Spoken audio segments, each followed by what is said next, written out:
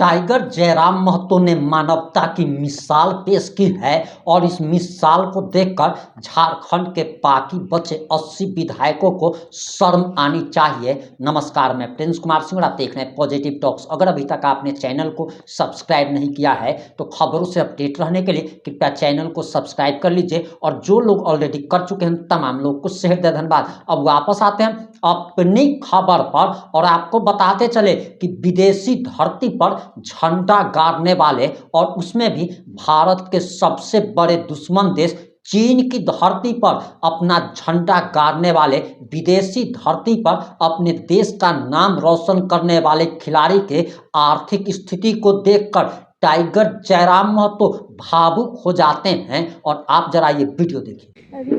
ये मामूली बात नहीं है, इनके बारे में कुछ बताइए और आपसे भी बात करूंगा। ये हाथ में आप जो लिए हुए हैं ये देश का सम्मान है। ये रोंगटा मेरा खड़ा है कि लड़का क्या लेके आया पूरा झारखंड को। बेटी है तो लड़का नहीं है तुम्हारा, तो हौसला है ना, लड़का से भी ज्यादा हौसला है। हाँ तो वही तो बोले, सॉरी कंपेयर नहीं कर रहे हैं बेटा। बोलिए क्या है सर, क्या कुछ बताइए सर।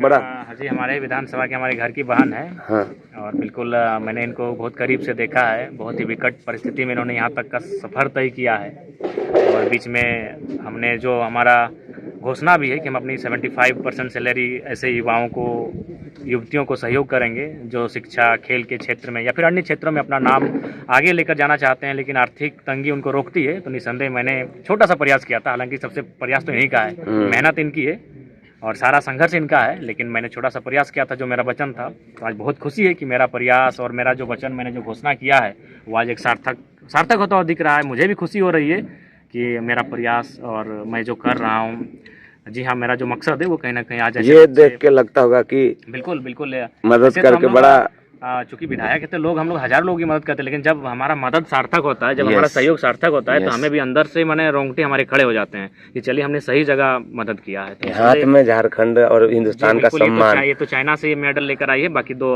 राज्य स्तरीय मेडल हैं, तो इनको शुभकामनाएं हमारी ओर से है। और मैंने, क्या नाम है आपका? अन्नू कुमारी।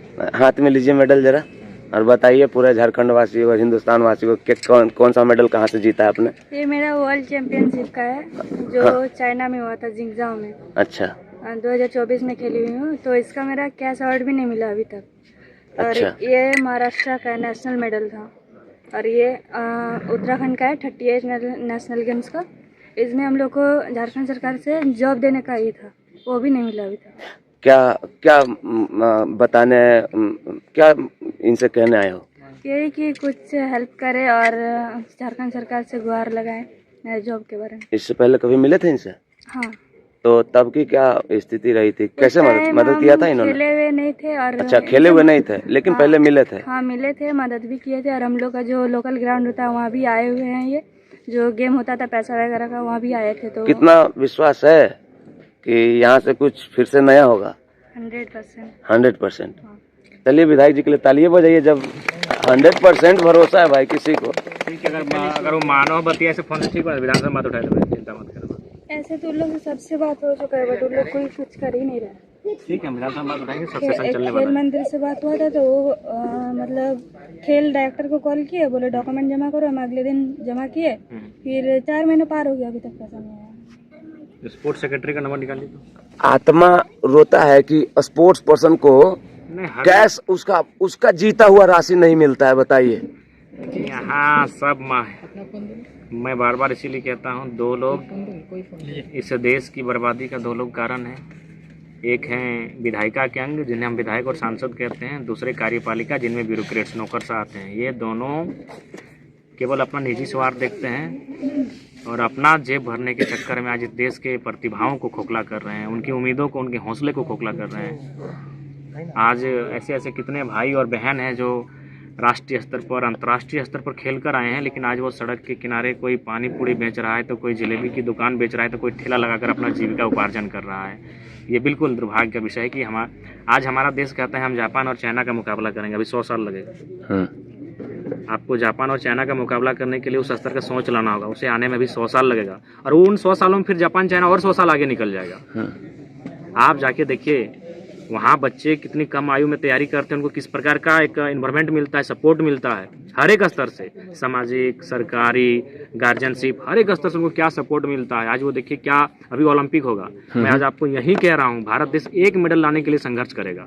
जब तक नेता और क्यों ब्यूरोक्रेट्स ऐसा लगता है आपको सर? नेताओं और ब्यूरोक्रेट्स के नियंत्रण से जब तक ये चीजें बाहर नहीं आएंगी, तब तक बोल तो रहे हैं, पहला सोना देखने के लिए हम लोग को, ओलंपिक बहुत लंबा चलता है, यस यस यस, हमको पहला सोना देखने के लिए 1 सप्ताह का इंतजार करना होगा, पता नहीं उसमें भी आएगा कि नहीं आएगा। ये भारत देश की कड़वी सच्चाई है। और देखिएगा पहला ही दिन चाइना मेडल मारेगा, चाइना पहले ही दिन मेडल मारेगा, कहीं मैंने 2-3 मेडल ना मार दे पहला दिन। ये हमारी कड़वी सच्चाई। इसीलिए भाषणों में हम चाइना और जापान का मुकाबला करेंगे, यस रियलिटी में मुकाबला करने के लिए 100 साल चाहिए, और उन 100 सालों में वो फिर 100 साल आगे बढ़ जाएगा। उसका एक उदाहरण सामने अनु कुमारी बैठी है। यस, अर्थात आपके बातों का सार ये हुआ कि जिनको जो जगह और सम्मान चाहिए, जब तक हम नहीं देंगे बिल्कुल। तब तक किसी चीज का कल्पना नहीं। प्लेटफॉर्म नहीं देंगे वो कैसे काम करेगा? कैसे वो काम करेगा? प्लेटफॉर्म नहीं दे पा रहे हैं। आप अगर एक प्लेटफॉर्म उन्हें नहीं दे पाएंगे तो कैसे आप अपेक्षा करेंगे कि हम आगे करेंगे? इसीलिए मैंने कहा कि आज दुनिया, बाकी देश विकसित देश हो गए, हम विकासशील देश में उलझे हुए हैं, और ये अभी उलझे ही रहेंगे विकासशील देश में। अच्छा, एक चीज और अजीब लगता है, इसके बाद अंत कर दूंगा, ज्यादा नहीं लूंगा समय आपका क्योंकि लोग खड़े हैं। ये जब गोल्ड आता है अपने देश में, चाहे किसी भी तरीके से आता है गोल्ड, हाँ सचिव महोदय, तो हुआ था मैंने, लेकिन उसके बाद केस अवार्ड उनका मिल नहीं पाया है। ये आपका कौन से पार्टिकुलर है? कौन सा खेल, इवेंट क्या था? Event modern pentathlon laser run, laser run था।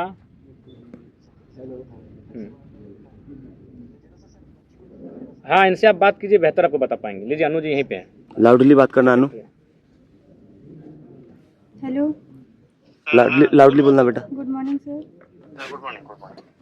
हम मॉडर्न पेंटाथलॉन लेजर रन खेले हुए थे वर्ल्ड चैंपियनशिप 2024 में।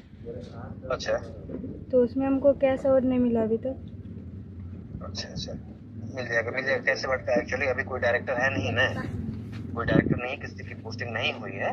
डायरेक्टर की पोस्टिंग हो जाती है और फिर जब इसकी मीटिंग हो जाएगी ना, तो उसमें हम लोग करवाएंगे। जॉब वाला भी बात रखिए। और जो हम लोग को 38 नेशनल गेम्स में जो जॉब बोला गया था वो भी नहीं मिला झारखंड सरकार के द्वारा।